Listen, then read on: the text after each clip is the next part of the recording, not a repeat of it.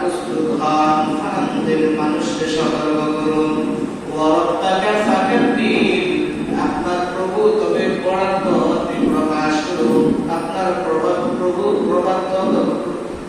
প্রভুত্বকে আপনি স্বীকার করুন, মানুষের কাছে প্রচার করুন। নবী সাল্লাল্লাহু আলাইহি ওয়াসাল্লাম আল্লাহ পাক রব্বুল আলামিন আদেশ পাওয়ার পর সর্বপ্রথম যে কাজ মানুষকে দাওয়াত দেওয়া শুরু করলেন, তারপর তবে নিজের পরিবারকে সতর্ক করা শুরু করলেন।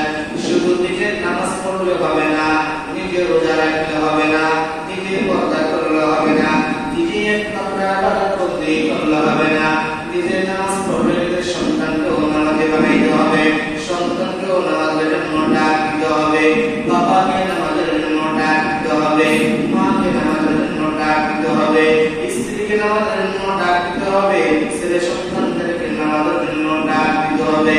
আমরা এখন হতভাগা মুসলমান, আমরা মসজিদের মধ্যে চলে আসি, ছেলে তবে বাসার মধ্যে আছে, নামাজে নিয়ে আসি না, সন্তানদেরকে নামাজের কথা বলি না, আত্মীয় স্বজনকে নামাজের কথা বলি না, পাড়া প্রতিবেশী যারা আছে তাদেরকে নামাজের কথা বলি না, দোকানে বসে সবাই আড্ডা দেই, গল্প করে চা খাই, বিভিন্ন ধরনের কথা বলি, মসজিদের মধ্যে আযান হয়, হাইয়া আলাস সালাহ হাইয়া আলাল ফালাহ, আযান হচ্ছে, নামাজের জন্য নিয়ে আসতেছি, কিন্তু যারা পাশে বসে আছে তাদেরকে নামাজের জন্য আমরা আহ্বান করি না, তাদেরকে দাওয়াত করি নাই। নবী মুহাম্মদুর রাসূলুল্লাহ সাল্লাল্লাহু আলাইহি ওয়াসাল্লামকে আল্লাহ পাক রব্বুল আলামিন বলেছেন, ওয়া আনজির আশীরাতাকাল আকরাবিন, আপনি তবে আপনার পরিবার পরিজন যারা আছে তাদেরকে আপনি সতর্ক করুন, তাদেরকে আহ্বান করুন, ওয়াবুদুল্লাহ ওয়া লা তুশরিকু বিহি শাইআ, তোমরা এক আল্লাহ পাক রব্বুল আলামিনের ইবাদত করো, ওয়া লা তুশরিকু বিহি শাইআ, এবং আল্লাহ তাআলার সাথে তোমরা কাউকে শরীক করিও না। এইভাবে মুহাম্মদুর রাসূলুল্লাহ সাল্লাল্লাহু আলাইহি ওয়াসাল্লাম তবে দাওয়াত দেওয়া শুরু করলেন। তারপরে তিনি কি করলেন?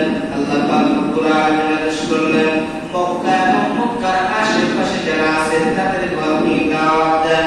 আল্লাহ পাক রব্বুল আলামিন মুহাম্মদুর রাসূলুল্লাহ সাল্লাল্লাহু আলাইহি ওয়াসাল্লামকে আদেশ করেন, ওয়া কাযালিকা আওহাইনা ইলাইকা কুরআনান আরাবিয়্যান লিতুনযিরা উম্মাল কুরা ওয়া মান হাওলাহা ওয়া তুনযিরা ইয়াওমাল জাম'i লা রাইবা ফীহি, ফারীকুন ফিল জান্নাতি ওয়া ফারীকুন ফিস সাঈর। আল্লাহ পাক রব্বুল আলামিন বলতেছেন, যেভাবে আমি আপনার উপর এই কোরআনকে অবতীর্ণ করেছি, লিতুনযিরা উম্মাল কুরা ওয়া মান হাওলাহা, যাতে আপনি মক্কাবাসীকে আপনি সতর্ক করুন, ওয়া মান হাওলাহা, এবং তার আশেপাশে যারা আছে তাদেরকে আপনি সতর্ক করুন, ওয়া তুনযিরা ইয়াওমাল জাম'i, আপনি ওই দিন সম্পর্কে সতর্ক করুন যেই দিন সকল মানুষ একত্রিত হবে, অর্থাৎ কিয়ামতের ময়দানে। ফারীকুন ফিল জান্নাহ ওয়া ফারীকুন ফিস সাঈর, তাদের মধ্য থেকে একটি দল জান্নাতে যাবে আর একটি দল জাহান্নামে যাবে। এইভাবে মুহাম্মদুর রাসূলুল্লাহ সাল্লাল্লাহু আলাইহি ওয়াসাল্লাম দাওয়াতের কাজ করা শুরু করলেন। পরিবার পরিজনদেরকে দাওয়াত দিলেন, প্রতিবেশীদেরকে দাওয়াত দিলেন, ঘরের মানুষকে দাওয়াত দিলেন, জাতিকে দাওয়াত দিলেন, পরিশেষে সব মানুষকে দাওয়াত দেওয়া শুরু করলেন।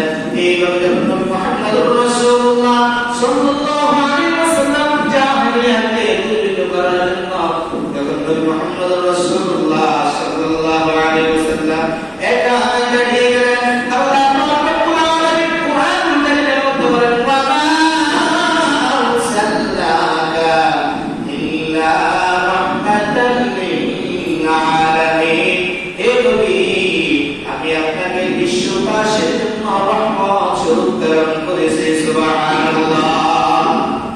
নবী বিশ্ববাসীর জন্য কি রহমত, নবী বিশ্ববাসীর জন্য